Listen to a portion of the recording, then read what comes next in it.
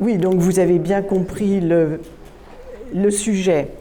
Alors, le patrimoine syrien est fort de 6 sites majeurs qui ont été inscrits au patrimoine de l'UNESCO dans les années à partir de 1979, comme vous le voyez. Et le dernier à être inscrit, ce sont les villages antiques de Syrie du Nord, qui ont été inscrits au début justement de ce drame syrien qui a débuté en mars 2011. Et tous sont inscrits maintenant sur la liste du patrimoine mondial en péril. Alors voilà les 6 sites. On a tout d'abord Damas, la capitale politique. La deuxième qui a été inscrite ensuite, c'est Bosra, qui est sur une route caravanière dans l'Antiquité, très importante, et vous verrez qu'à l'époque romaine, c'est devenu quelque chose de vraiment une ville très importante. Alep, qui est la capitale longtemps économique de la Syrie. À côté, il y a ces villages antiques de tout ce massif calcaire qui est ici. On a 2 châteaux du temps des croisades, c'est-à-dire le Krak des Chevaliers qui est ici et celui que l'on appelle le château de Saladin qui est là. Donc ils ont été inscrits en même temps. Et bien ensuite, vous avez bien entendu la ville de Palmyre. Et ce qui est souligné en rouge, ce sont des sites qui ont été proposés à l'inscription au patrimoine mondial de l'UNESCO, qui sont aussi des sites absolument majeurs et dont certains sont complètement ravagés aujourd'hui. Alors, on va commencer, c'est-à-dire que ce que je vais vous montrer maintenant, ça ne va pas être linéaire dans le temps. Parce que je vais m'attarder à chaque site. Et dans chaque site, évidemment, vous avez un petit peu de toutes les époques. Donc, à Damas, par exemple, qui est une des plus anciennes villes au monde, qui a été créée et qui est encore aujourd'hui habitée. Ce n'est pas le cas, par exemple, de certaines villes qui ont été encore plus fondées à des époques encore plus reculées, mais qui ne sont plus aujourd'hui habitées. Damas, donc, est encore habité, et donc on ne peut pas faire des fouilles en plein centre de Damas comme on pourrait évidemment d'une ville qui ne serait pas habitée. En tout cas, à Damas, où il y a eu une forte présence dès l'époque araméenne, puis nabatéenne, etc., c'est fortement développé à l'époque romaine. Donc ici, nous avons des vestiges romains en pleine vieille ville de Damas, qui sont tout à fait remarquables, puisque on a encore des arcades, on a des pylônes triangulaires avec des piliers à chapiteaux corinthiens. Et ceci faisait partie du temple du dieu principal de la Syrie de l'époque. C'était le dieu de l'orage qui s'appelait Hadad, et que les Romains avaient traduit en Jupiter. Donc, à cette époque du 1er siècle de notre ère, ce temple était donc dédié au dieu Hadad, Jupiter. Et c'est à cet emplacement que quelques siècles plus tard, à l'arrivée des premiers conquérants musulmans, va être construite la célèbre grande mosquée de Damas, que l'on appelle mosquée des Omeyyades, puisque c'est la dynastie des Omeyyades qui va faire construire au début du 8e siècle de notre ère cette grande mosquée, la première mosquée véritablement impériale. Sous les Omeyyades, l'expansion va être absolument fulgurante, puisque en 711, il va y avoir aussi bien des armées arabo-musulmanes qui vont traverser le détroit de Gibraltar à l'ouest, et d'autres armées arabo-musulmanes aidées de Perses à l'époque qui vont atteindre l'Indus. Vous vous rendez compte, en 711, alors que le prophète Muhammad était mort en 632, que je ne dise pas de bêtises, tout d'un coup, oui c'est ça, 632. 632, je crois, c'est l'année Hijra. Attends, oui, j'ai un gros doute. Il est né vers 570, il est mort en 632. Voilà. Et voilà, un siècle avant Poitiers, 732. Bon, enfin bref. Les chiffres et moi, on est un petit peu fâchés, mais je pense que c'est bon. Alors, on a donc cette grande mosquée qui est située sur l'ancien temple de Jupiter Haddad. Les murs extérieurs sont encore de l'époque romaine qui avait reconstruit ce temple, et ainsi que le démarrage de ces premiers minarets, puisqu'il y avait des tours qui étaient aux 4 angles à l'époque romaine. Donc nous avons une immense cour qui fait 122 mètres de long, imaginez, et une très grande salle de prière qui fait, elle, 136 mètres de long. On a cet édifice qui a été entre le temple dédié à Jupiter Haddad et la mosquée, il y a eu un intervalle qui a été une église dédiée à Saint Jean-Baptiste et qui a laissé encore des témoignages dans ces pierres, puisque sur le mur extérieur sud, on a des psaumes écrits en grec qui sont encore apparents. Et voici donc cette cour avec la façade de cette grande mosquée qui reprend à la manière des palais byzantins une façade en 3 parties avec 2 ailes qui sont avec de grandes arcades en bas, de petites arcades en haut qui sont plus nombreuses comme vous le voyez, et entre les deux un avant-corps avec un fronton triangulaire et couvert de céramique, de mosaïque à fond de verre avec de l'or entre chaque, c'est-à-dire il y a une feuille d'or qui est prise en sandwich entre 2 petites plaques de verre qui font 1 centimètre de côté. Ici, j'ai mis en plus une porte mamelouk qui donne accès à la cour, bien que cette porte ne soit pas située là. Il y a des personnes qui sont allées en Syrie ? Ah oui, il y a plusieurs personnes quand même. Et est-ce qu'il y a des Syriens dans la salle ? Oui, il y en a 2. D'accord, très bien. Alors, voici des aspects de ces fameuses mosaïques. À l'origine, elles étaient toute la cour, tout autour de la cour, sous les portiques, ainsi que dans les parties hautes de la salle de prière, il y avait environ 4500 mètres carrés de mosaïques à fond d'or. Les mosaïques, les tesselles, on appelle les tesselles, ces petits carrés de 1 cm de carré de côté, dans ce cas, les tesselles ont été certainement envoyées par les Byzantins. Et très certainement, les spécialistes de Byzance sont venus.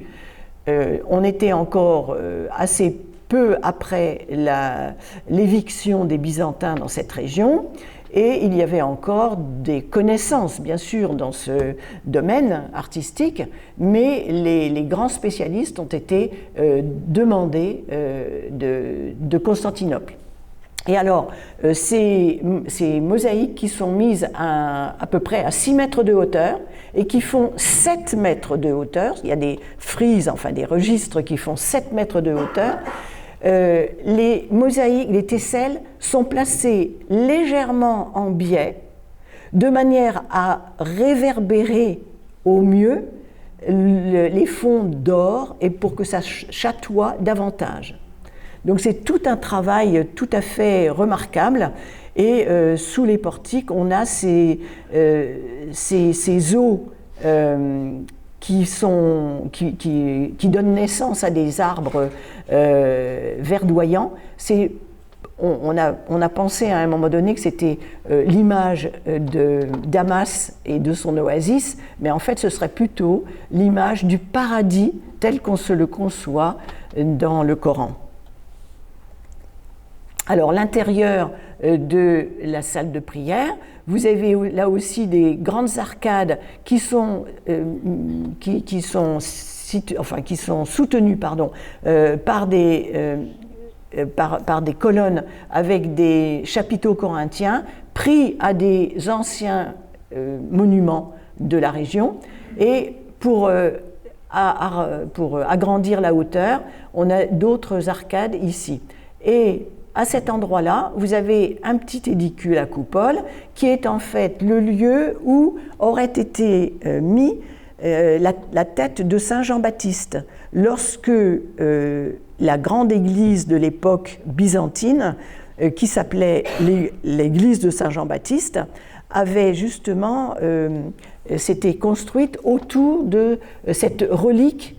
Et lorsque les musulmans sont arrivés, ils n'ont pas du tout détruit cet endroit-là, puisque Saint Jean-Baptiste apparaît dans le Coran sous le nom de Yahya. Nous avons ici notre Yahya de l'association. Et donc, aujourd'hui encore, il peut y avoir aussi bien des musulmans que des chrétiens qui viennent prier autour de ce mausolée. Mais dans cette capitale de Damas, il y a encore beaucoup d'autres monuments qui sont monuments historiques. Alors, vous avez ici 2 claustras. Les claustras, ce sont des fenêtres ajourées qui sont connues dès l'époque romaine, et d'où celle qui est à gauche provient de justement cette grande mosquée des Omeyyades. C'est encore dans la tradition romaine. Elle est en pierre, et celle de droite, qui a été d'un monument de Damas plus tardif, XIIe siècle, est en stuc, mais regardez l'extraordinaire décor végétal, stylisé et épigraphié également. Vous avez de la calligraphie ici. On a quelque chose de tout à fait remarquable. Et puis, en avançant dans le temps, à Damas, nous avons par exemple le tombeau de Baïbars, qui est le premier vrai sultan mamelouk de l'époque mamelouk, c'est-à-dire à partir du milieu du XIIIe siècle, jusqu'à ce que les Ottomans chassent les mamelouks de Syrie. Et donc, on a ce travail que l'on appelle ablak en arabe, et qui est ce travail de juxtaposition de pierres de différentes couleurs afin de faire des décors géométriques. Mais comme vous le voyez, vous avez aussi dans les parties hautes des décors de mosaïques de tesselles à fond d'or, en verre. Et donc à cette époque, il y a une espèce de retour aux sources. Et toujours à l'époque mamelouk, donc ces grandes façades avec ces décors en ablak, pierre blanche, pierre jaune, pierre noire. Ces grandes frises inscrites dans cette calligraphie très élégante que l'on appelle le soulous, qui a des hampes très élancées et avec des niveaux d'écriture à plusieurs registres. Vous voyez, vous avez des écritures qui commencent en haut, d'autres à moitié de la hauteur et d'autres en bas. Et c'est tout un travail d'entre-là, si vous voulez, et ça n'est pas toujours très facile à lire d'ailleurs. Et puis aussi à cette époque, on a ces voûtes, enfin ces demi-coupoles à stalactites, on appelle ça à Moukarnas. Et tout ce travail de pierre de couleur va se retrouver aussi à l'époque ottomane, comme ici au palais Azem. Nous sommes toujours à Damas, ce palais Azem qui a été ensuite à l'époque du mandat français qui a duré de 1920 jusqu'en 1946, qui a été donc un des instituts, un des lieux culturels pris par les Français pour administrer la Syrie et en particulier pour administrer les monuments et les sites arabes. Donc ici nous avons autour de ces bâtiments une grande cour de ce palais Azem qui à l'origine était le palais du gouverneur de l'époque ottomane à Damas, et ici vous avez l'intérieur de la grande salle de réception et avec un petit bassin à l'intérieur. Donc vous aviez à l'extérieur des canaux et des bassins, mais même à l'intérieur on avait l'eau qui coulait et avec trois espaces surélevés avec pour recevoir en général plutôt les hommes d'ailleurs. Et toujours à cette époque ottomane à Damas, on a des khans, des caravansérails donc, également ornés de ces stries en pierre de différentes couleurs. Maintenant, la deuxième ville à avoir été inscrite sur les listes de l'UNESCO, c'est la ville au sud, qui est celle de Bosra. Alors Bosra, c'est dans une région que l'on appelle le Horan, et qui est une région basaltique, car il y avait une zone volcanique jadis, il y a très très longtemps évidemment, qui a laissé ces pierres volcaniques et qui, étant donc une région anciennement volcanique, est également très fertile. Donc cette région du sud a non sellement cette fertilité qui en a fait un des greniers de Rome, lorsque Rome est arrivée là, mais également elle était sur des voies caravanières, donc de commerce, mais également de pèlerinage, et à l'époque romaine, elle a été située sur une des voies romaines principales qui emmenait sur la mer Rouge, à Aqaba en particulier. Donc tout d'abord, cette ville qui a été très ancienne également, bien avant les Nabatéens, s'est développée à l'époque des Nabatéens et de leur commerce. Les Nabatéens, vous avez entendu parler de Pétra par exemple. Puis, à l'époque romaine, c'est encore plus développé. Donc ici, nous avons un arc de l'époque nabatéenne, donc toujours en basalte. Et puis, de cette époque romaine, on a des colonnes partout, on a des allées qui se coupent à angle droit, comme à l'époque des Romains et avant eux des Grecs d'ailleurs, avec toutes sortes d'édifices romains, comme des forums, palestres, thermes, etc. Et puis, à l'époque byzantine, il y a eu des églises, etc. Donc, il y a toute une chronologie. Et aussi, à l'époque islamique, il y a eu des mosquées, des hammams, etc.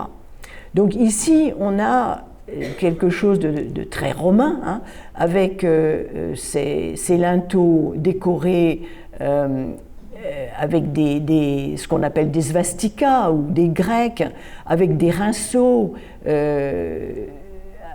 voilà, avec des corniches très, très développées, avec tous ces décors, aussi bien de l'époque romaine, des palmettes et tout ça, que de l'époque byzantine, avec ce petit sarcophage avec des croix. Hein.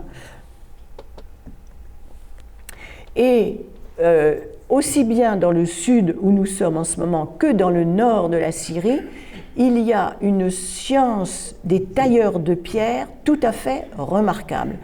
Regardez par exemple comment sont taillées ces pierres pour former des angles dans des bâtiments. Hein. Et lorsque on arrivera dans un autre site du nord de la Syrie, vous verrez que là aussi, les tailles de pierre sont tout à fait maîtrisées. Alors, toujours dans cette partie du Haut-Rhin, à Bosra en l'occurrence, nous avons le célèbre théâtre de Bosra. Ce théâtre qui date du 1er siècle de notre ère, donc à l'époque romaine, 1er, 2e siècle, et en fait qui est tout à fait le théâtre type de l'époque romaine. Car à l'époque grecque, les théâtres profitaient d'une colline sur laquelle ils s'adossaient et sur laquelle on taillait des gradins. Tandis qu'à l'époque romaine, on va partir d'un terrain plat, mais par contre on va construire des voûtes qui vont tenir les gradins, qui vont supporter les gradins, d'accord? Donc on peut avoir de cette manière des amphithéâtres n'importe où, on n'a plus besoin de collines.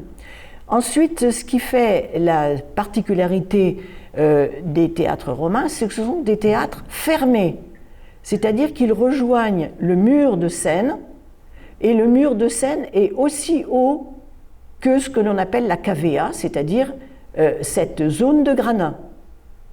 Voilà. Alors, le théâtre de Bosra est le théâtre le plus grand et le mieux conservé du Proche-Orient.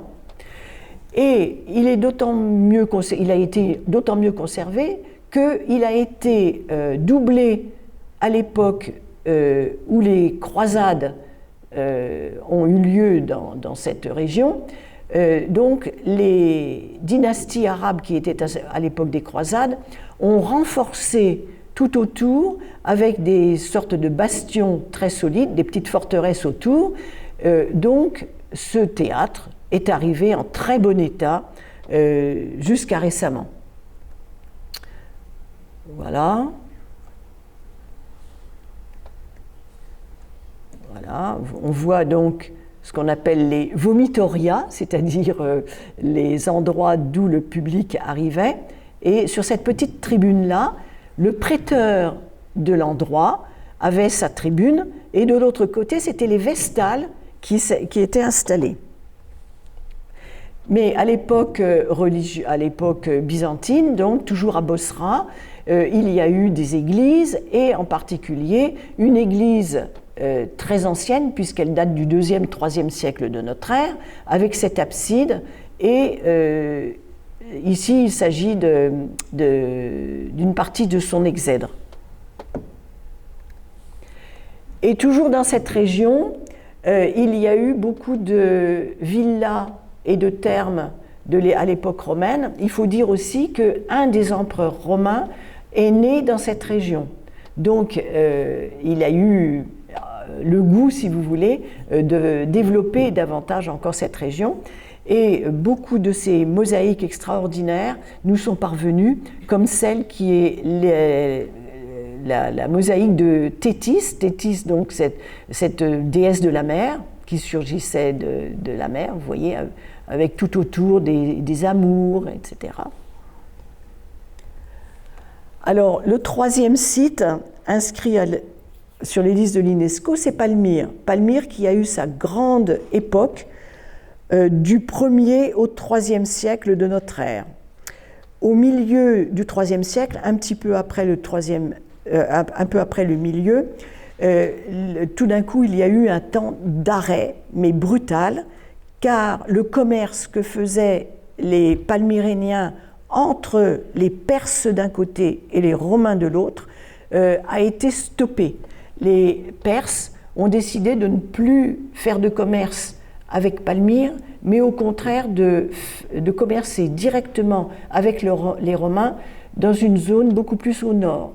Ça a stoppé donc net le commerce à Palmyre, qui s'est arrêté de grandir et de s'embellir, car tout ce que vous voyez à Palmyre est l'œuvre de mécènes, de grands commerçants palmyréniens, qui pouvaient payer par exemple une statue pour un temple, ou de la manière de monter une partie du temple, ou 2 ou 3 colonnes sur une voie à colonnes, par exemple, et tout est le fait de mécènes.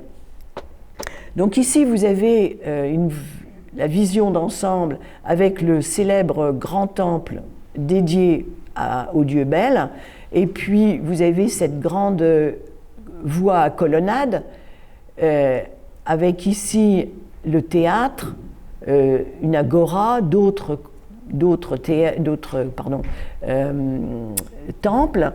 Là-bas, vous aviez des grandes tours funéraires, et puis tout en haut, vous avez une citadelle du Moyen-Âge, que l'on voit d'ailleurs ici, et on voit toutes ces colonnes avec cette très belle pierre calcaire, blonde, dont la couleur varie de l'aube au crépuscule, qui est tout à fait remarquable.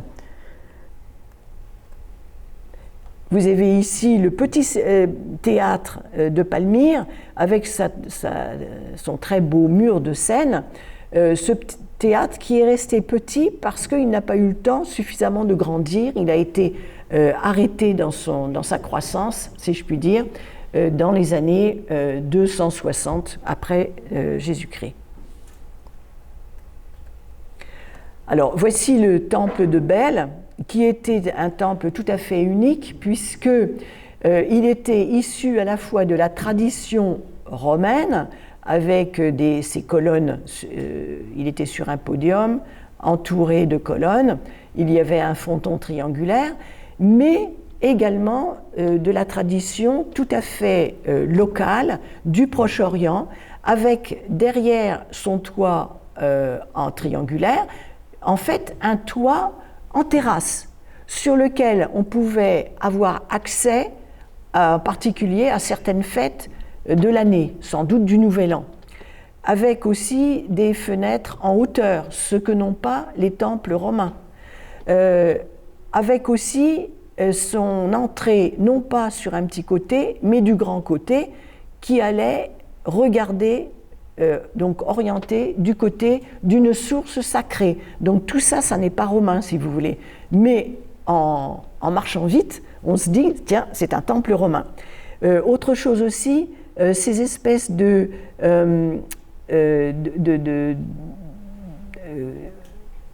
décors au-dessus des corniches, qui sont tout à fait des décors du Moyen-Orient, pas du tout de Rome. Et ce temple, qui est aujourd'hui absolument entièrement détruit, eh bien, il y avait des grands blocs décorés, dont un, malheureusement, a été pulvérisé, était lui aussi unique. Parce que, alors voici le dessin de ce qu'il représentait. Il représentait une procession au dieu, certainement le dieu Bel, le dieu principal de ce temple, qui devait être acheminé sur le dos d'un dromadaire, ici, sous un petit dais en soie. Et on voit les personnages qui regardent la procession passer, dont ces trois femmes qui sont ici, et avec leur graphisme extrêmement expressif. On voit ce sont des femmes voilées, hein, qui sont un petit peu penchées, la tête penchée, elles regardent passer la procession. Et nous sommes au 2e, 3e siècle de notre ère, ce sont des femmes voilées bien avant l'arrivée de l'islam. Hein. C'est donc une tradition proche orientale. Les Grecs voilaient leurs femmes, les femmes de la haute société, hein, de même que les Perses aussi voilaient leurs femmes et les bouclaient à la maison. Donc chez les Grecs, on n'appelait pas ça des harems, mais des gynécées. C'était exactement le principe que reprendront les Arabes quand ils arriveront dans la région. Et en dessous de ce grand bloc, il y avait aussi, quand on se penchait, la vision de ces autres décors extrêmement élégants et fouillés, datant de l'époque romaine. À Palmyre, il y a aussi ces tours funéraires qui sont entièrement pulvérisées aujourd'hui. Et lorsqu'on pénétrait à l'intérieur, donc ces tours étaient là pour des familles larges, des familles qui pouvaient faire jusqu'à 300 défunts dans la même tour. Donc, lorsque l'on entrait, il y avait des plafonds extrêmement décorés avec des caissons, et de chaque côté, il y avait des loculi, c'est-à-dire des endroits pour mettre les cercueils. Et une fois que le mort était mis dans la cavité, son portrait en pierre scellait en quelque sorte l'ouverture, et on avait son nom qui était inscrit à côté. Il y avait aussi une autre catégorie de tombes qui étaient souterraines, là aussi pour environ 300 personnes défuntes. Et c'était vraiment quelque chose de très remarquable, avec souvent justement des scènes du défunt principal allongé sur un lit de cérémonie. Et toutes ces tombes ont donné un art funéraire tout à fait remarquable. Donc on voit le défunt qui est allongé sur son canapé qui est avec ses tentures de soie, avec ses habits de soie, avec les femmes elles-mêmes qui sont représentées avec leurs coiffures très élaborées, des turbans, un voile en plus, tous leurs bijoux, avec cet art absolument unique qu'on ne peut pas prendre pour un autre. C'est vraiment l'art de Palmyre, avec ces visages qui sont frontaux, c'est-à-dire ils sont totalement en face de vous, ils ne tournent pas la tête, hein. Vous avez les yeux qui sont dans les vôtres, hein, qui sont relativement peu souriants, hein, des attitudes hiératiques, et on a vraiment un art très... alors, quand on va retrouver des objets qui sont issus de fouilles illégales et qu'on va retrouver après un peu partout dans le monde, on va savoir très vite qu'ils viennent de Palmyre, mais on ne saura jamais de quelle tombe, la généalogie, l'histoire de l'objet. Alors, ensuite, on a Alep. Alep, cette ville économique, capitale économique du nord de la Syrie, elle aussi sur des routes commerciales très importantes, et elle aussi une des plus anciennes villes du monde fondée, mais encore habitée aujourd'hui. Donc, à Alep, il y a une colline naturelle, en partie, et en partie surhaussée, parce que, comme dans tout le Proche-Orient, il y a ce que l'on appelle des tels. Un tel, c'est une colline naturelle sur laquelle ont été construites et reconstruites et reconstruites des habitations qui ont finalement rehaussé de plus en plus cette colline. Donc ce sont des collines mi-naturelles, mi-artificielles, mais on a trouvé sur cette colline qui fait 55 mètres de haut à Alep, on a trouvé des vestiges qui sont très anciens, du deuxième millénaire avant notre ère, et surtout de l'époque néo-hittite du 9e, 10e siècle avant notre ère. Donc il y avait déjà à cette époque-là un temple sur la colline.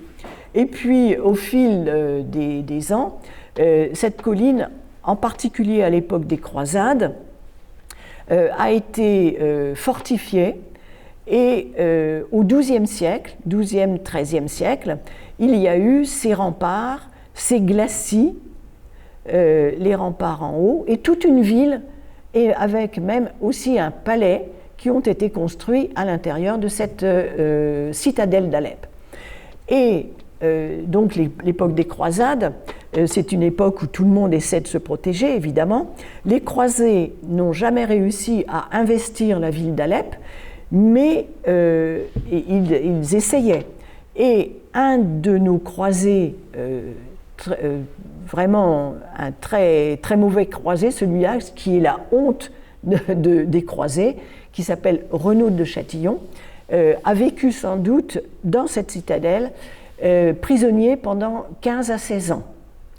Il a été fait prisonnier en revenant d'un raid où il avait razzié des troupeaux du côté de l'Euphrate. Alors, voici l'entrée qui a été refaite à l'époque mamelouk, avec ce pont qui enjambe les douves, on va dire, et qui aboutit à un très beau édifice de l'entrée qui protège encore tout en haut cette entrée. Et l'entrée est une entrée coudée, c'est-à-dire que la porte est ici, à l'intérieur. Donc, ce qui empêche les béliers, les coups de bélier dans une porte, il n'y a pas suffisamment d'espace là pour donner des coups de bélier dans la porte qui est ici. Alors, vous allez voir à quoi elle ressemble. Cette porte qui est très solide, avec ces décors en métal, ces décors de fer de lance et de fer à cheval. Donc c'est très symbolique, c'est une armée en quelque sorte qui est symbolisée ici.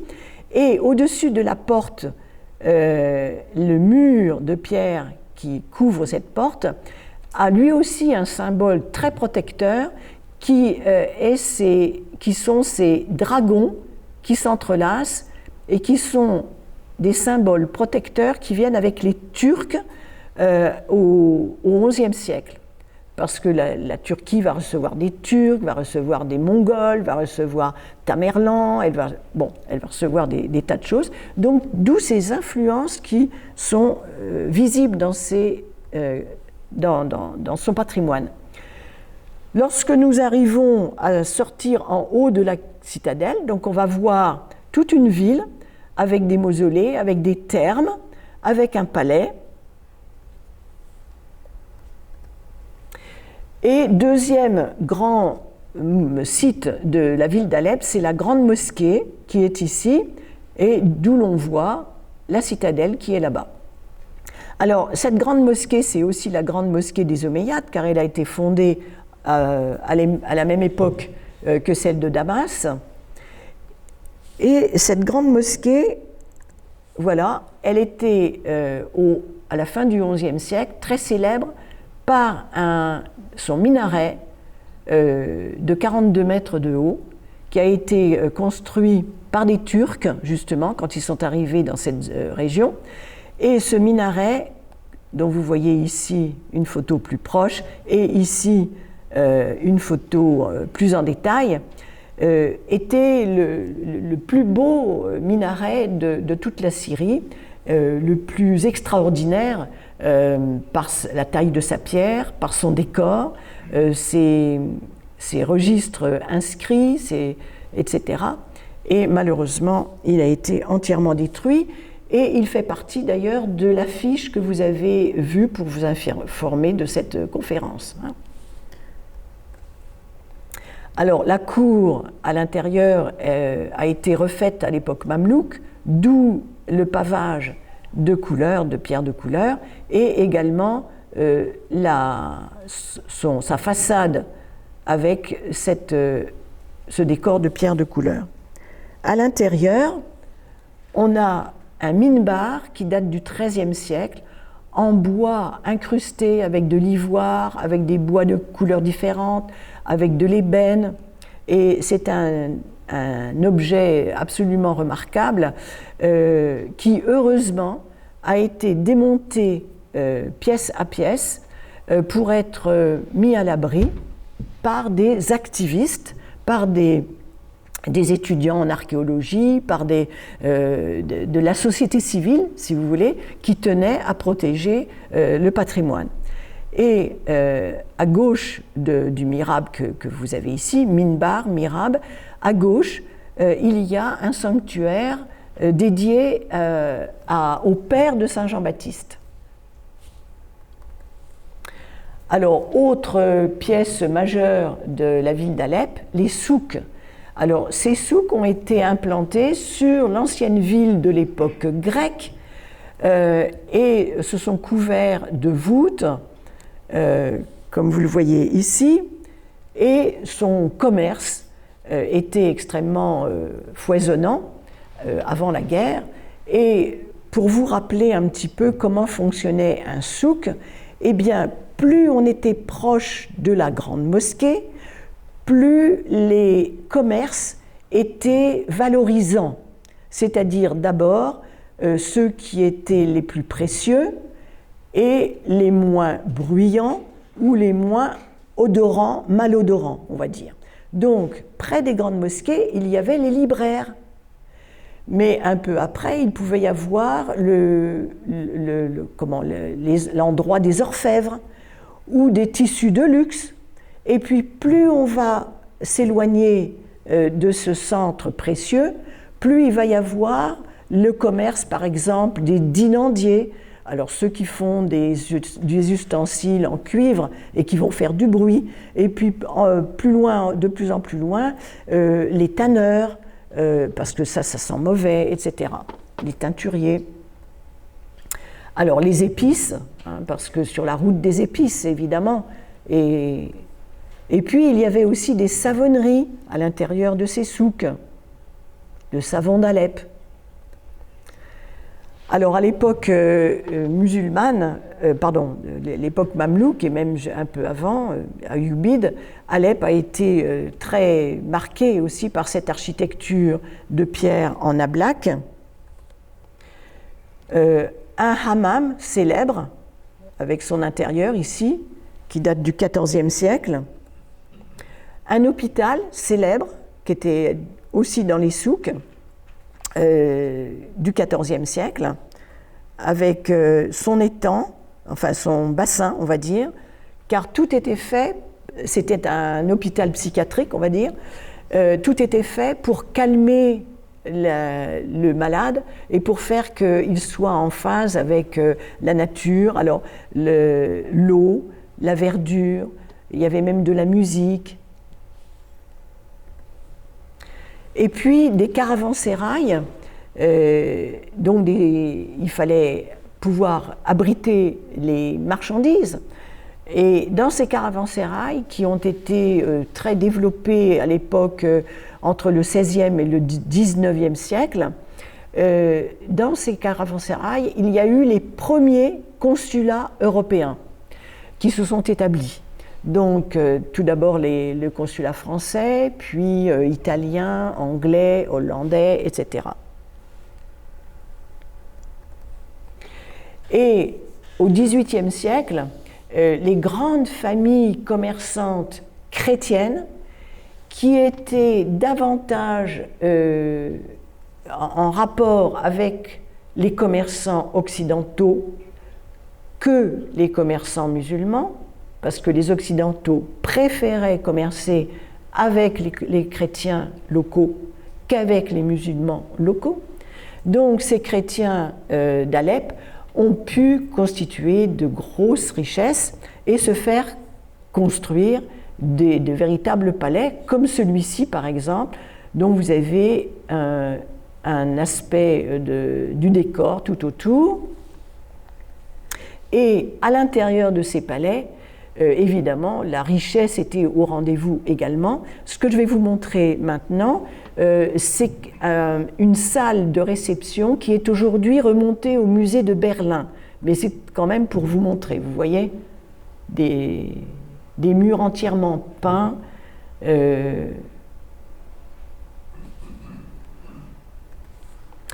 Alors, autre site, les deux châteaux de l'époque des croisades, donc le Krag des Chevaliers.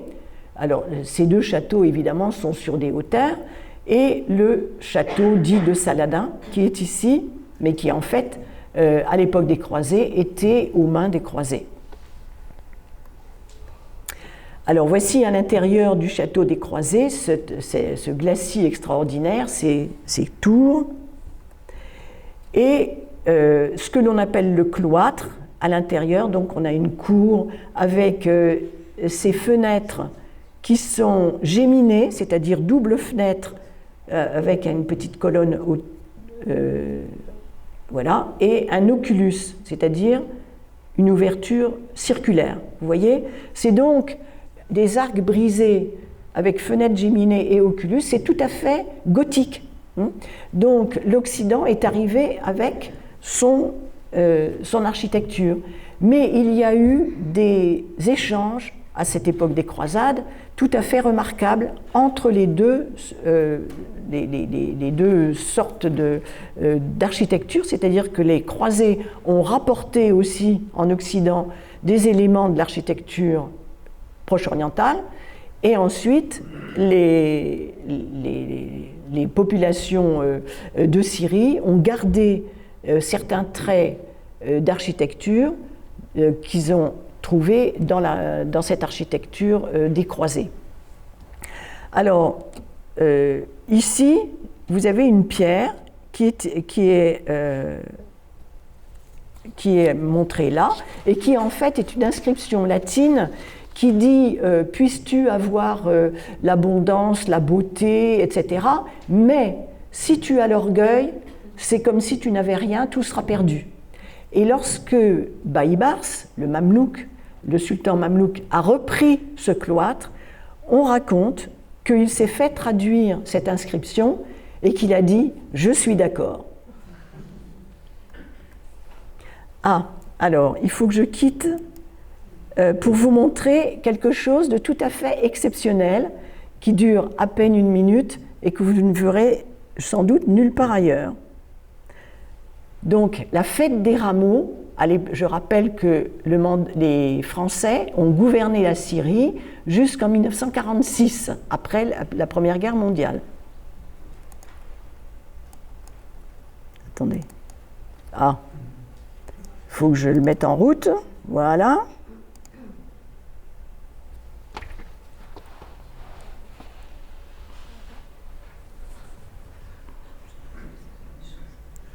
Alors, il n'y a pas une femme, hein.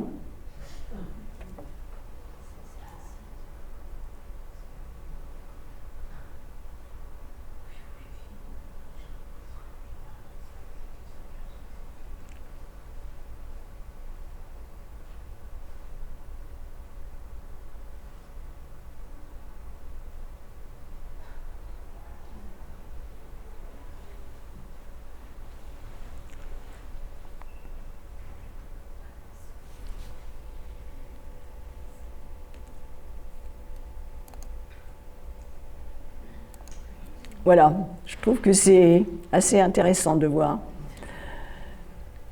Donc, nouveau site, les villages antiques de Syrie du Nord. C'est les derniers à avoir été inscrits sur la liste du patrimoine mondial. Et en fait, c'est intéressant ce plateau du Nord-Ouest, calcaire, qui a été extrêmement développé entre le 1er et le 7e siècle de notre ère. Pourquoi ? Parce que il a été très développé au niveau agricole. Ça a été un vrai réservoir pour l'olivier et pour les vignes. Et l'huile d'olive et le vin étaient exportés de manière extrêmement ample dans le monde romain.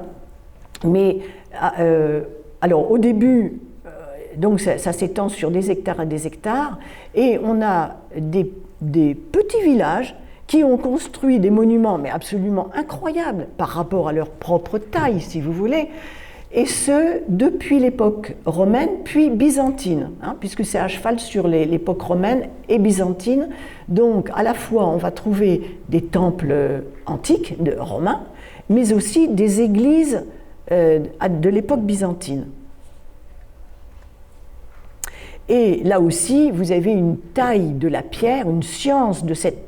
Ça s'appelle la stéréotomie, la science de la taille de la pierre, tout à fait remarquable. Et quelque chose qui est vraiment spécial de la Syrie du Nord, ce sont ces corniches, ces bourrelets, si vous voulez, qui mettent en valeur, qui soulignent les grands éléments architecturaux d'un édifice. Voilà, ici vous avez un temple de l'époque romaine. Ici vous avez une drôle de tombe de l'époque byzantine. Donc là, ce sont des chrétiens qui se sont fait enterrer sous cette coupole pyramidale, assez bizarre.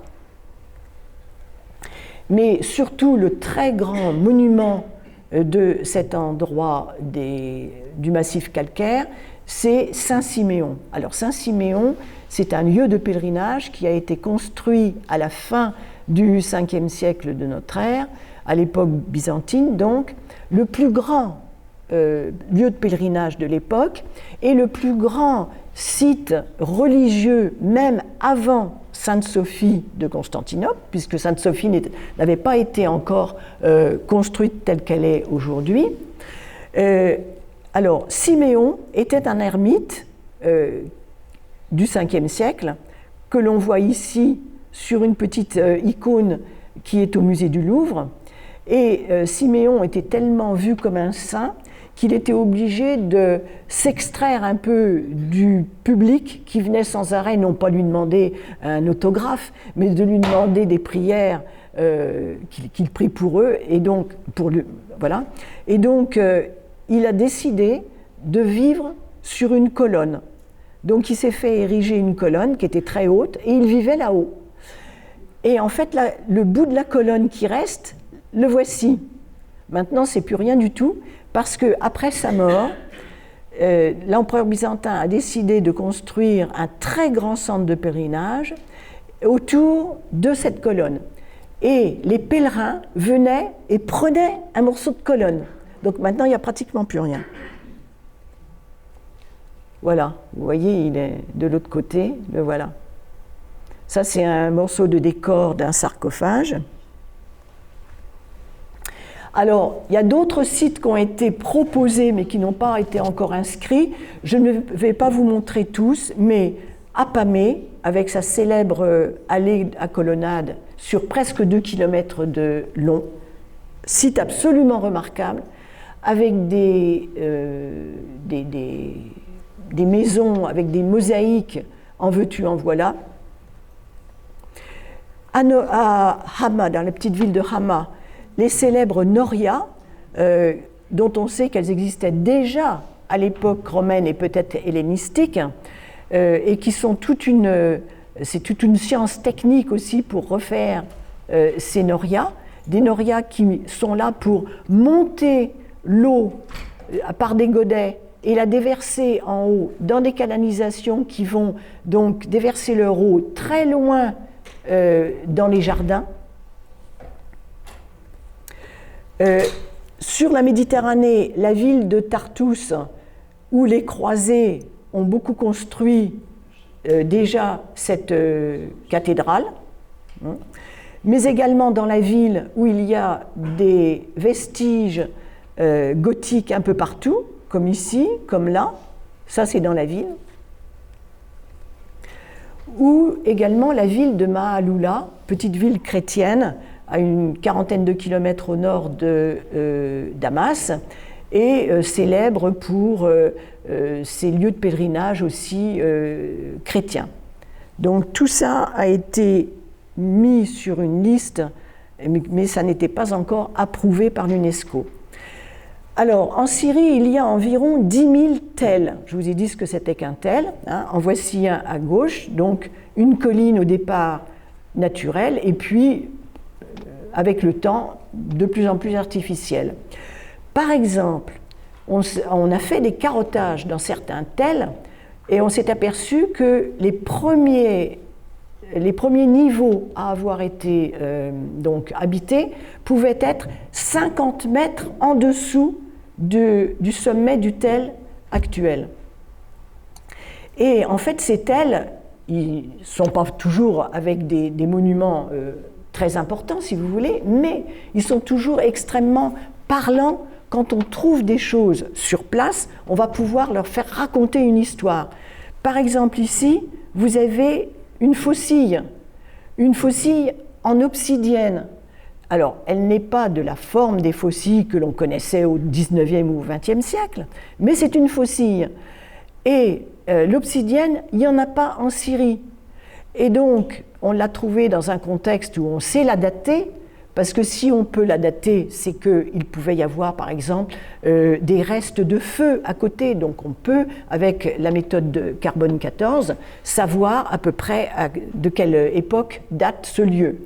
Donc on sait, par exemple, que cette faucille datait du néolithique, et puisqu'il n'y a pas d'obsidienne en Syrie, on sait qu'il y avait des carrières d'obsidienne en Anatolie, c'est-à-dire la Turquie d'Asie actuellement. Donc on sait qu'à partir de plusieurs siècles avant notre ère, aux environs de 8000 avant Jésus-Christ déjà, il y avait de la circulation sur plusieurs centaines de kilomètres entre ces zones de Syrie et Turquie actuellement. Alors, le patrimoine dans la guerre, les acteurs et le moyen de destruction. Alors, bien que Daesh ait spectacularisé, si je puis dire, ces actions de destruction et les ont mis sur les réseaux sociaux, sur Internet, donc ça c'est extrêmement visible, malgré tout, 90% des destructions ont été opérées par le régime, par ses alliés les Russes, puis les Turcs, et par la coalition internationale, car seuls, ils avaient la maîtrise de l'air. Les rebelles, les opposants, qu'ils soient de tel ou tel bord, n'avaient absolument aucune maîtrise de l'air. Donc les plus grosses destructions sont le fait du régime, de ses alliés et de la coalition.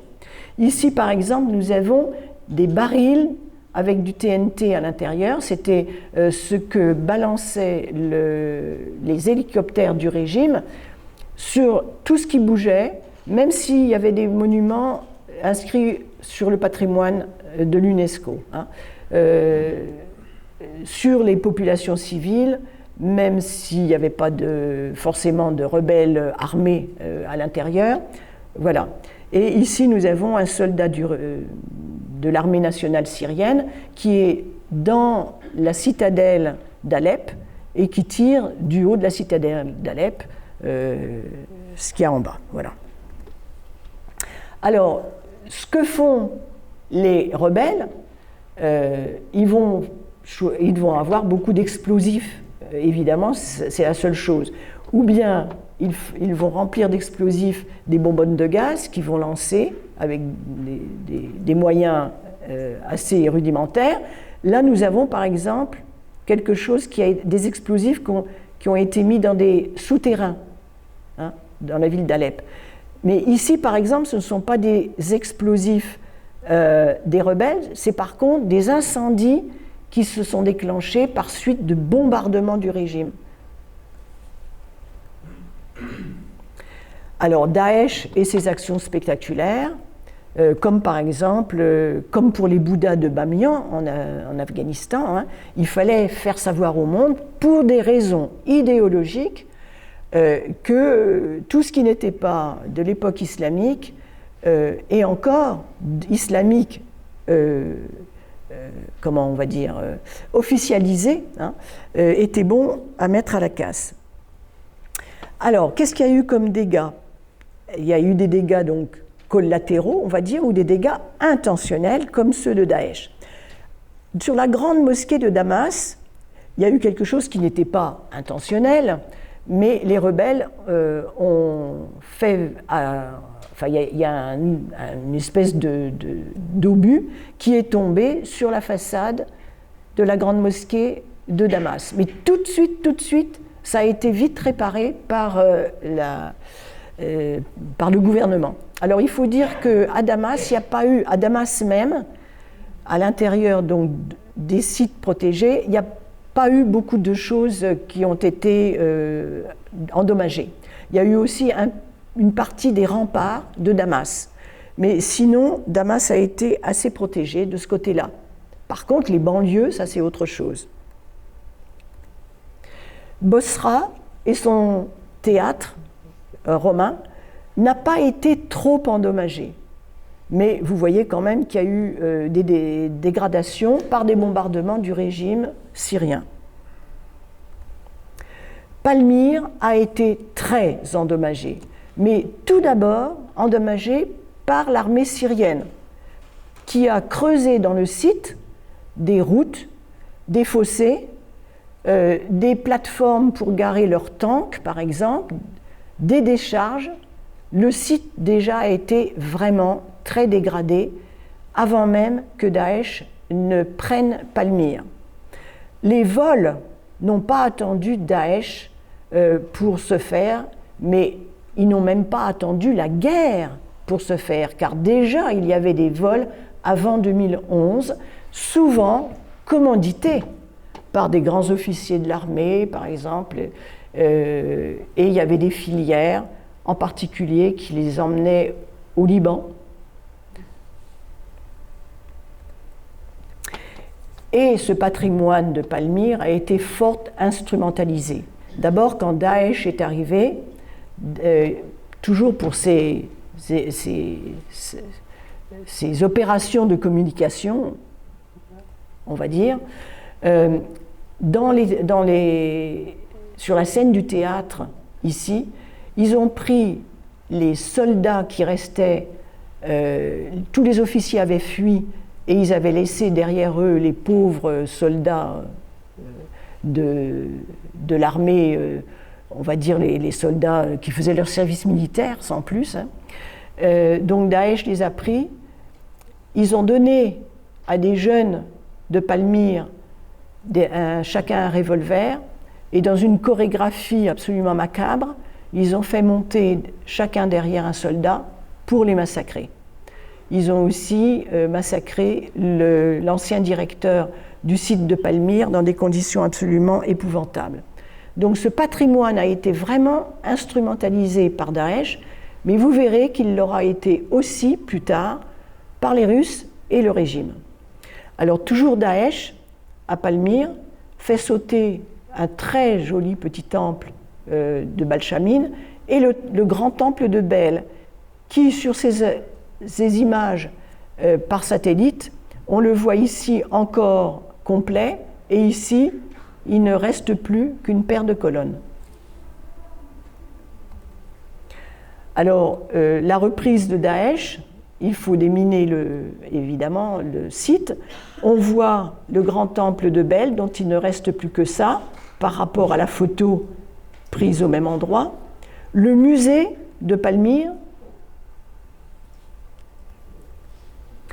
et deuxième instrumentalisation du théâtre de Palmyre, lorsque le régime soutenu par les Russes ont repris Palmyre à Daesh, il y a eu un concert de l'orchestre de Saint-Pétersbourg. Souvenez-vous que Poutine est né à Saint-Pétersbourg, qui est venu donc jouer dans ce théâtre, non pas pour la population de Palmyre, qui n'existait plus, parce que tout le monde était parti, mais pour des VIP venus spécialement de Damas par hélicoptère ou par avion, car ça n'était absolument pas sécurisé encore, et également pour une centaine de journalistes internationaux qui étaient en poste à Moscou, pour la BBC, pour la CNN, etc., et que l'on avait convoqués pour ce concert. Donc, ce concert, tout pour tous, sauf pour des Palmyréniens, et un concert dans lequel est intervenu ici Poutine en personne par vidéoconférence. Et les journalistes racontent que pendant les répétitions, on entendait les bruits des explosions pas très loin autour de Palmyre. Donc vraiment, il fallait dire que Palmyre avait été reprise et que c'était une opération de com là aussi. D'ailleurs, Palmyre a été reprise par Daesh ensuite et reprise par le régime et les Russes. Alors, la citadelle d'Alep a été en partie, les remparts en partie détruits, l'entrée également. Le fameux minaret de la grande mosquée d'Alep, entièrement détruit. Et à l'intérieur de la... vous voyez, le minbar avait été démonté, le mausolée du père de Saint Jean-Baptiste bien protégé par des pierres, les souks entièrement ou partiellement détruits ou entièrement, ça dépendait des portions. Toujours à Alep, vous voyez, la citadelle est là, c'est la même rue que l'on voit en haut et en bas. Le Krach des Chevaliers et la façade avec ses fenêtres en ogive. Vue du ciel, Apamé, avec sa célèbre colonnade sur 2 km, et tout autour, vous avez des trous de gruyère, de fouilles illégales partout, partout, partout. Donc il y a des mosaïques qui sont perdues, qui ont été prises au marteau-piqueur, bien sûr il y a des gens qui allaient au détecteur de métaux, et tous se sont fait graisser la patte pour laisser passer ce qui était pris illégalement. De tous bords que ce soit, l'armée du régime, les Russes, les rebelles, et tous laissaient faire et laissaient passer, moyennant finance. Aujourd'hui, les Russes sont sur le site de Palmyre, ils ont bouclé le site de Palmyre, dans lequel ils ont mis leurs tanks, etc. Ils ne laissent personne pénétrer dans le site de Palmyre, sauf s'ils leur donnent l'autorisation. Ils savent qu'il y a des pillages et ils laissent passer.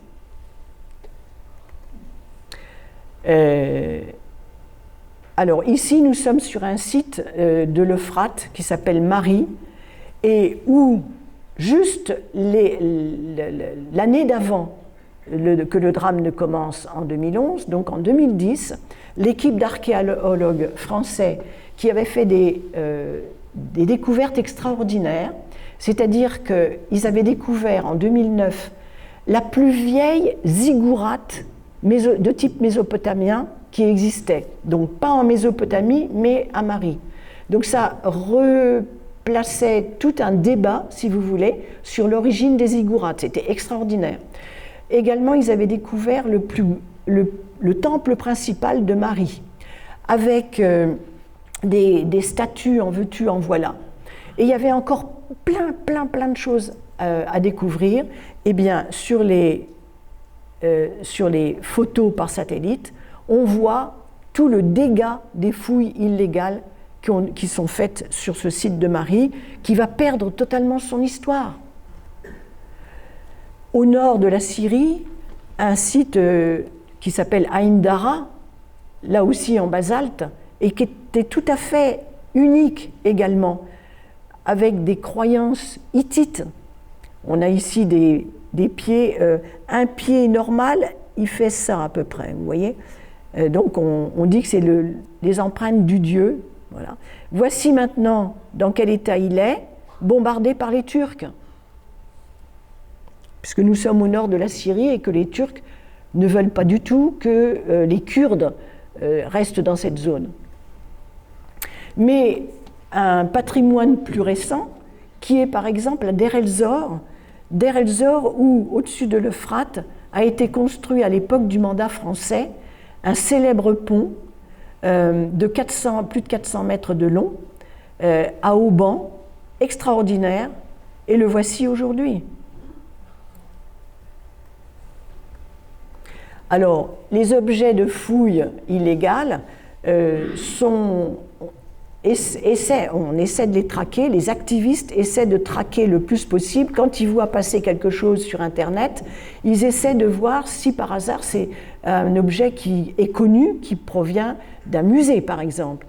Donc il peut y avoir des objets qui étaient connus, avec leurs dimensions, avec leurs photos, mais en général ce sont plutôt des objets de sites non encore répertoriés, hélas, donc qui n'avaient pas leurs photos, qui n'avaient pas leurs dimensions, et à ce moment-là, c'est très complexe, voire impossible, de les réclamer. Mais quand c'était possible, ces activistes le faisaient savoir à Interpol. Et par exemple ici, à Roissy, il y a cette pièce en provenance de Syrie qui a été interceptée car elle avait été reconnue. Beaucoup de ces pièces de fouilles illégales passent à travers le Liban, à travers la Turquie, vont se retrouver en Occident, en particulier en Suisse, à Genève, mais pas seulement, et elles vont se retrouver après aux États-Unis, au Japon, etc.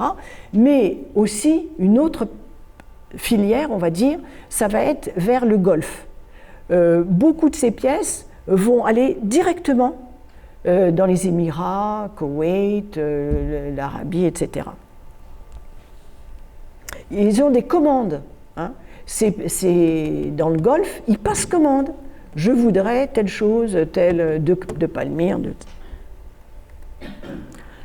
Alors, le patrimoine immatériel, qu'en est-il? Car là aussi, le patrimoine immatériel de l'UNESCO, hein, il y a certaines choses qui ont été marquées au niveau de la Syrie. Par exemple, le théâtre d'ombre.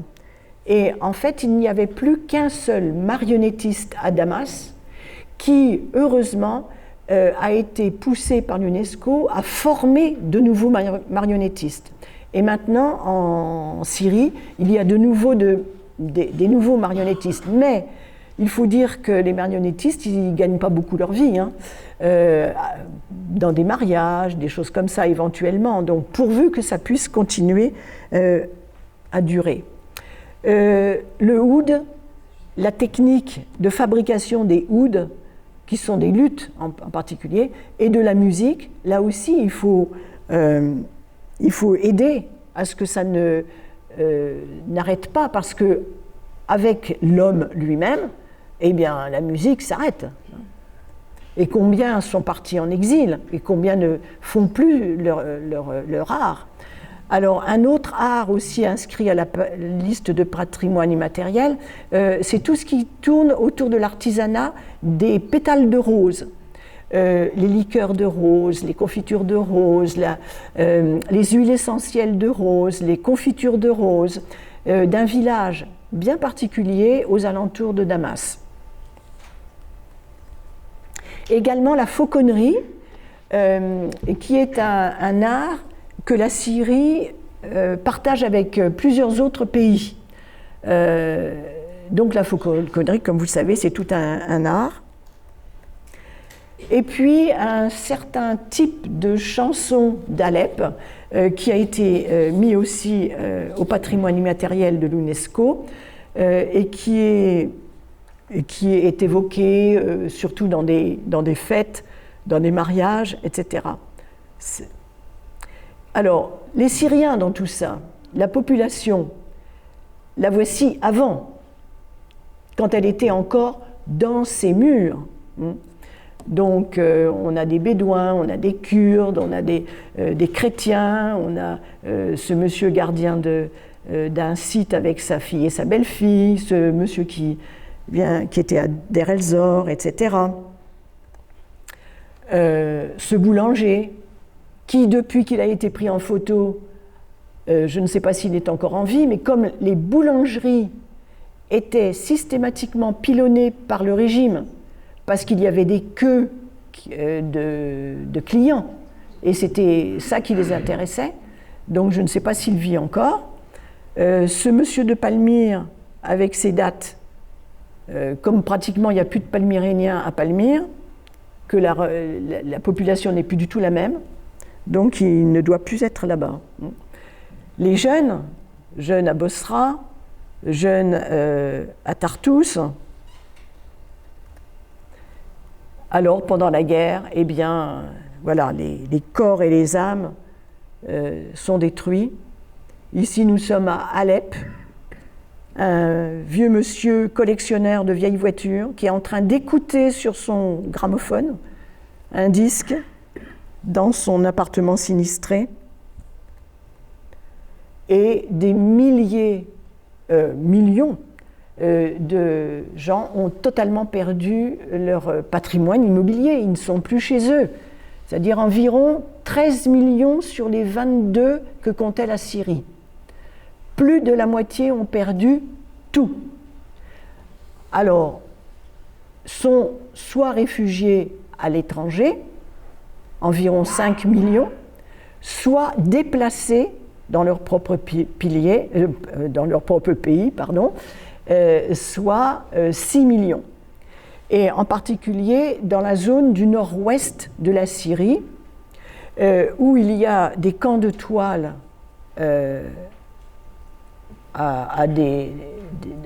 dans des proportions incroyables. Et en ce moment, je peux vous dire que la Syrie n'est pas du tout épargnée par la neige et le froid glacial. Donc tous ces gens-là, ils avaient des chez-soi, des chez eux. Ils habitaient des immeubles, ils habitaient des maisons. Qu'en est-il de ce patrimoine immobilier? Car c'est bien beau le patrimoine mondial de l'UNESCO, mais le patrimoine immobilier tout court, qu'est-ce qu'il en est? Donc vous avez des destructions absolument massives. Il y a des quartiers ou des villes, des petites villes entières, qui ont été entièrement pilonnées pour faire fuir la population qui n'était pas suffisamment pro-régime, et donc systématiquement rasée pendant des mois, et même bombardée chimiquement, comme vous le savez, dans la banlieue de Damas, mais pas seulement, chimiquement au sarin, au chlore, de manière vraiment à faire fuir tout le monde, hein. Pas seulement les combattants, mais les populations qui n'étaient pas toujours d'ailleurs contre le régime, qui souvent l'étaient majoritairement, mais pas tous. Donc voilà ce qui reste du patrimoine dans certains endroits. Ici, c'est une ville de banlieue qui a été toute détruite, qui s'appelle Daraya. Et ici, près de Damas, on voit que toute la zone a été bombardée, mais qu'actuellement, elle est soumise à des explosifs pour complètement faire rayer ce qui reste de cette zone-là. Alors, quel avenir pour le patrimoine? Alors, l'arc de triomphe, enfin l'arc monumental de Palmyre, qui a été en fait détruit au bulldozer. Donc ça, c'est encore moins mal que détruit par explosif. Donc sera certainement remonté. Ici, c'est une simulation. Comment ont pu descendre les pierres lors de ce démontage et comment ça pourrait être remonté. Bon. Les pierres du minaret de la grande mosquée d'Alep, vous avez vu qu'il était complètement effondré, donc elles ont été mises partout dans la cour et ils vont essayer de remonter le minaret. Très franchement, j'y croyais pas une seconde. Il paraît que ce serait possible de remonter avec environ 70% des pierres originelles. Je demande à voir.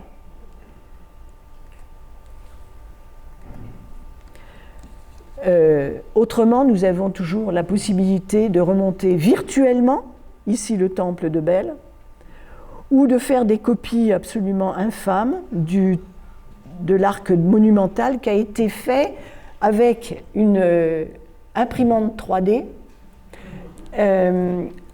mais une grande copie quand même, hein, à Trafalgar Square, à Londres.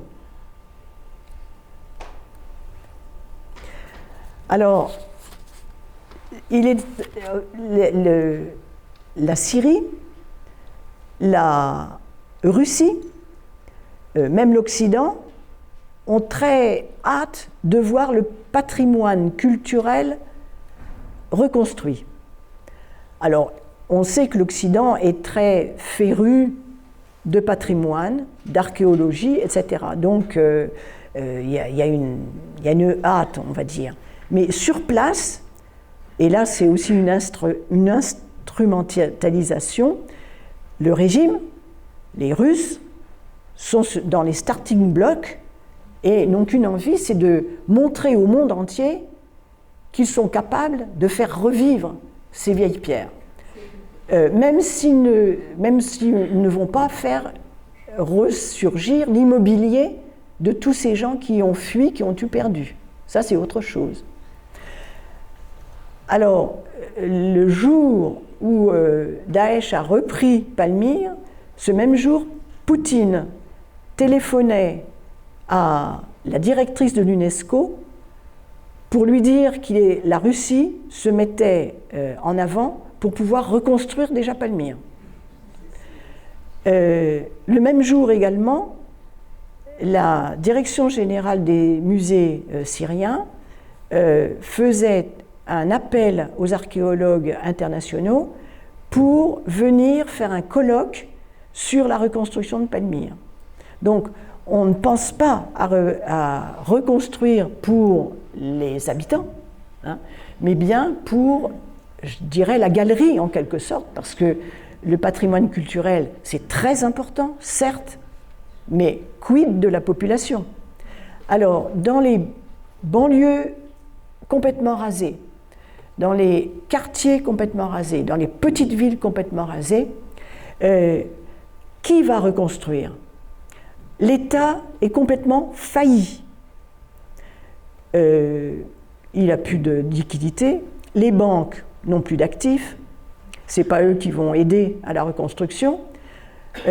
Donc ceux qui se mettent sur le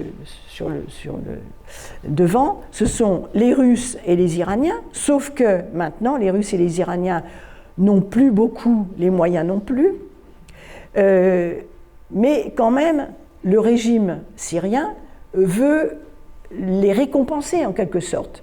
Russes et Iraniens, ils veulent un retour sur investissement. Ils ont beaucoup investi dans cette guerre, il leur faut quelque chose. Donc l'immobilier va être une partie de cette récompense. Ils vont pouvoir faire un peu ce qu'ils veulent. En ce moment, les Iraniens profitent de ce que les Russes sont beaucoup moins sur le terrain pour investir au sud de Damas sur une zone qui fait à peu près 4 km², et ils commencent à racheter des propriétés à des populations locales qui ne peuvent plus les assumer. Et il va y avoir toute une zone qui va devenir iranienne chiite. Actuellement, il y a environ 60 000 soldats iraniens et chiites dans cette zone. Et donc, ça va renouveler complètement la population. Il va y avoir aussi des projets d'immobilier de luxe qui n'ont rien à voir avec les populations d'avant, évidemment, avec des centres commerciaux luxueux, des immeubles type du Golfe, et qui sont projetés pour être le lieu de résidence d'une société aisée, pro-régime. Donc il va y avoir un complet bouleversement démographique. D'ailleurs, Bachar ne s'en est pas caché. Un jour, il a annoncé publiquement « Une grande partie de notre jeunesse, hélas, a disparu, mais nous avons gagné une société plus homogène. » Il fallait le dire, hein, quand même. Donc, ce que nous appelons, nous, ici, on entend parfois en France parler du grand... le grand remplacement, c'est vraiment une politique du régime qui ne se cache pas de ça, hein, qui ne se cache pas du tout. Écoutez, j'aurais sûrement beaucoup de choses encore à dire, mais je crois que ça suffit. J'ai dû dépasser d'ailleurs. Merci à vous.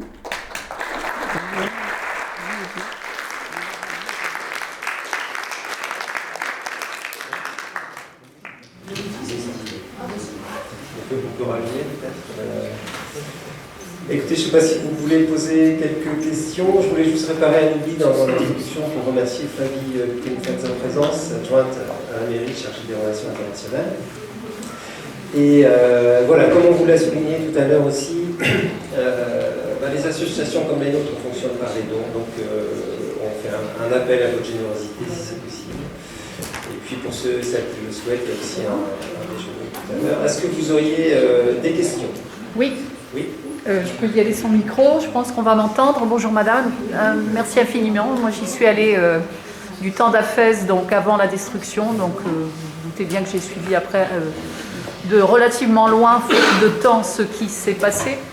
Quelle est la situation économique des résidents qui sont restés sur place aujourd'hui? Comment survivent-ils au jour le jour, s'il vous plaît? Alors en 2017 déjà, je n'ai pas les chiffres d'aujourd'hui, il y avait 50, je l'ai quelque part, ça doit être 55% de gens au chômage, mais dans la jeunesse, c'était 78% au chômage. La population au-dessous du seuil de pauvreté est de l'ordre de 78% aussi, 80%, quelque chose comme ça. C'est parmi les pays les plus pauvres du monde.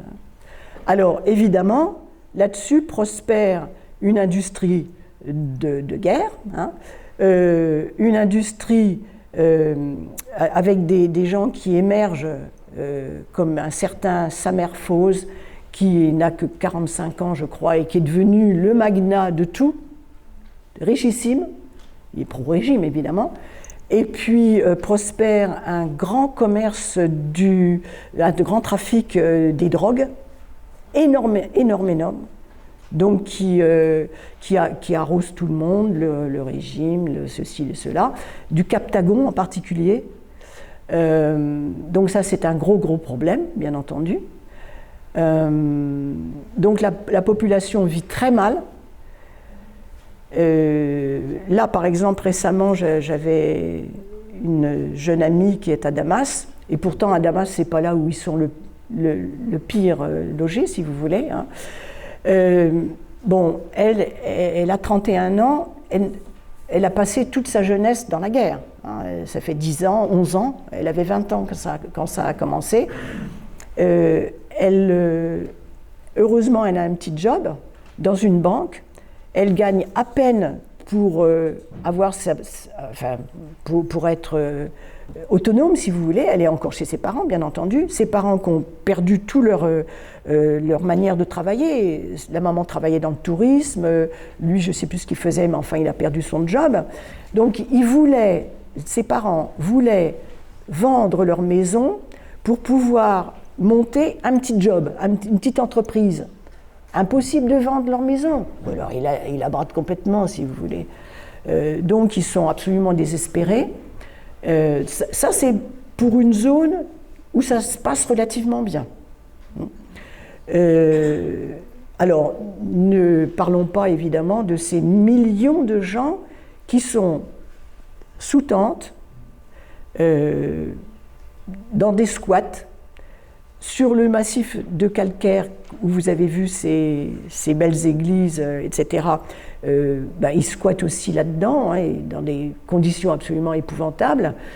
Alors, toute la région nord-ouest, qu'on appelle la région de Idlib, vous entendez peut-être ce nom-là, Idlib, c'est la région où ont été poussées, déportées, systématiquement, les populations que le régime a souhaité chasser des zones qu'il voulait reprendre et qui étaient en général plutôt défavorables au régime. C'est-à-dire des banlieues pauvres, modestes, autour de Damas, certains quartiers de la ville de Homs, etc. Ou la partie est de Alep, qui était la partie industrieuse, avec une population plus modeste.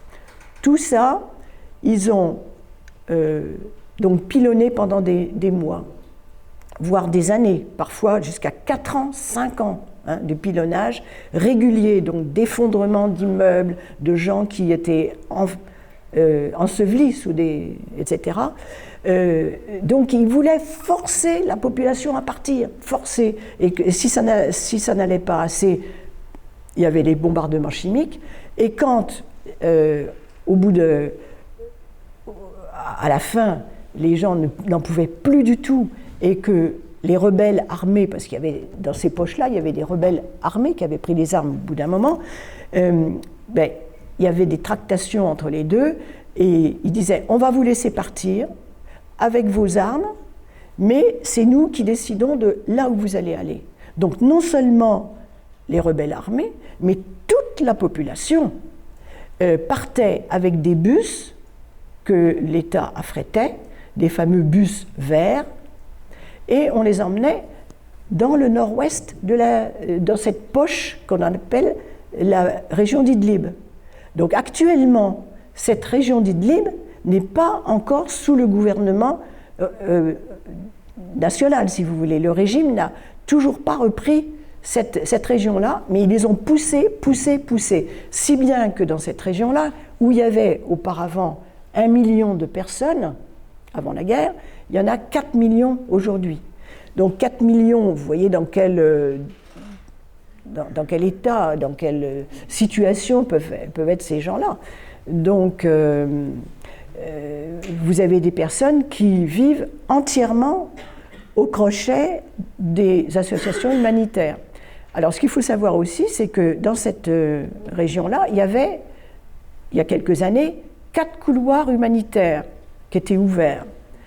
Les Russes et les Syriens en ont fait fermer 3. Ils voulaient faire fermer le 4e. Je ne sais pas où ça en est aujourd'hui, parce que constamment, les Russes veulent faire fermer le dernier couloir humanitaire. C'est invraisemblable. Invraisemblable. Donc la vie pour ces gens-là est très peu tenable. Alors, par exemple, ça a des répercussions sur beaucoup de choses, et en particulier sur les femmes et les filles. Parce que la condition de la femme ne s'est pas améliorée. Beaucoup de filles sont, on va dire, vendues. Ce n'est pas tout à fait le cas, mais je veux dire, quand on veut bien que sa fille aille épouser quelqu'un qu'on n'a jamais vu et qui vient du Golfe faire son marché dans les camps de toile, c'est un peu de la vente, hein. Ou alors les filles sont mariées à leurs cousins très tôt, à 13 ans, alors que normalement c'est pas légal en Syrie, mais voilà. Juste pour ajouter un point par rapport aux associations humanitaires comme les nôtres, on a des petits moyens, mais même ce que l'on souhaite faire, nous, pour aider, on est en échange actuellement avec un village qui est dans la région d'Idlib, justement. C'est très compliqué puisque le transfert d'argent est forcément suspect pour un pays comme ça qui est classé rouge par le ministère des Affaires étrangères. Donc c'est pour nous-mêmes, même si on est plein de bonnes intentions, c'est très compliqué de mener des projets et d'aider la population locale en fait, parce qu'on ne peut quasiment pas transférer d'argent là-bas. C'est très compliqué. Est-ce qu'il y a une autre question, une dernière? Oui. Pardon? À quoi consiste la fête des rameaux? La fête des rameaux. À quoi consiste la fête des rameaux? Ah, pardon, la fête des rameaux, oui. La fête des rameaux, c'est fêté donc dans le christianisme, c'est le dimanche d'avant Pâques. Voilà. Disons que c'est le souvenir de l'entrée du Christ, de Jésus-Christ, à Jérusalem, qui avait été accueilli par la population qui était heureuse de le voir entrer dans Jérusalem et qui avait mis des rameaux, des palmes de palmiers par terre sur lesquels son âne a marché, lui était juché sur l'âne et l'âne sur les rameaux. Voilà. Donc, et Pâques, c'est 8 jours plus tard, c'est-à-dire qu'en fait, il y a eu entre-temps le rappel de sa mise à mort et de sa résurrection. Voilà. Les rameaux, c'est l'entrée du Christ à Jérusalem. J'ai entendu une nouvelle très cynique récemment, le tourisme reprend à Damas, et ce sont les pays du Golfe. Ah oui, alors, voilà. Très intéressant cette... Avec des hôtels qui se sont refaits, très luxueux, donc dans un tout petit périmètre. Voilà, alors... Alors, justement, donc ce tourisme, là aussi, c'est instrumentalisé complètement. Je ne sais plus en quelle année il y a eu, de la part du gouvernement, sur les réseaux sociaux, un clip qui avait été pris par hélicoptère et qui survolait la plage de Tartous. Donc il y a une petite côte méditerranéenne de 200 km à peu près. La Syrie n'a pas une grande ouverture, mais il y a il y a 2-3 plages. Et donc il y avait un hélicoptère qui prenait du haut des parasols sur la plage, des jet skis ou un jet ski, enfin bref, et qui disait venez passer vos vacances ici. C'était à l'attention des gens du Golfe, hein, parce que c'était les gens du Golfe qui venaient pas mal par là. Et il y a eu aussi une autre campagne initiée par le gouvernement dans les réseaux sociaux, ça devait être l'année d'avant je crois, qui disait « racontez vos souvenirs de l'été » ou un truc comme ça. Et alors, il y a eu des tas de choses qui ont été mises, c'est-à-dire des photos de destruction et tout ça. Oh oui, c'était super notre été. Il y en avait une, c'était... Tout était... Alors, ils étaient sur leur balcon. En face, c'était un champ de ruines. Et ils avaient mis un petit commentaire. « Nous prenons le thé en regardant le paysage. » Voilà. Donc, c'est vrai que ce tourisme, c'est très, très cynique. Extrêmement cynique. Et alors, il y a une chose aussi, c'est que par exemple, la reconstruction de Maaloula, le village chrétien, Maaloula, depuis un certain temps, il y a des jeunes qui sont envoyés par une association qui s'appelle SOS Chrétien d'Orient. Alors, ces jeunes-là, ils ne savent pas à quel point l'association a été fondée par des extrêmes droitistes. Très pro-Bachar, très pro-Bachar. Donc les jeunes qui sont prévenus dans les églises, hein, ils y vont avec tout leur bon cœur et ils vont aider à reconstruire le village, ce qui en soi est une bonne chose, si vous voulez. Mais c'est totalement instrumentalisé. Et ah oui, je voulais dire aussi une chose, c'est qu'ils n'ont pas entendu le tourisme, les gens du Golfe, parce que dès 2017, je crois, je ne sais plus exactement, là aussi, il y a eu SOS Chrétien d'Orient qui a fait 2 ou 3 voyages culturels.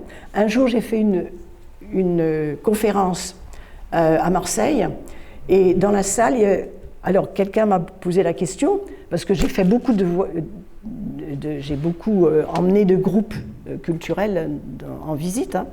Donc une personne m'a demandé « Est-ce que vous faites encore des voyages là-bas ?» Je lui ai dit « Madame, il en est hors de question, c'est pas possible, je ne peux pas dans ce contexte-là, même pour d'autres questions que les risques, si vous voulez, je ne peux pas. » Et il y a une autre dame qui a pris le micro et qui a dit « Moi, j'en reviens, madame. Et je peux vous dire que les Syriens étaient très contents de nous accueillir. » Ah oui, certainement. Alors, je ne lui ai pas dit, mais ils lui ont fait un tapis rouge pour les emmener exactement là où ils voulaient les emmener, entendre. Alors, malheureusement, ce sont les minorités qui sont pro-Bachar, beaucoup les chrétiens, parce que ce n'est pas une vraie... Et là aussi, les chrétiens sont instrumentalisés par le régime. Et ils croient qu'ils sont aidés et protégés. Ce n'est pas du tout ça, c'est beaucoup plus complexe que ça. Ouais. Et donc, oui, il y a quelques groupes de touristes en particulier, avec une agence qui s'appelle Clio.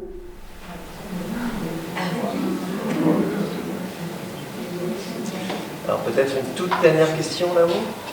Vous parliez d'œuvres qui étaient conservées dans des musées, notamment à Berlin et puis de reconstitution à Londres.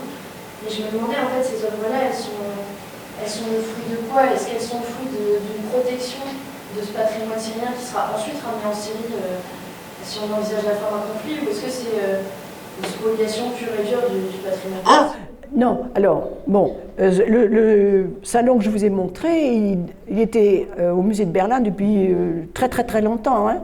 Ça, ils ne reviennent pas dessus, ça fait partie des collections du musée de Berlin.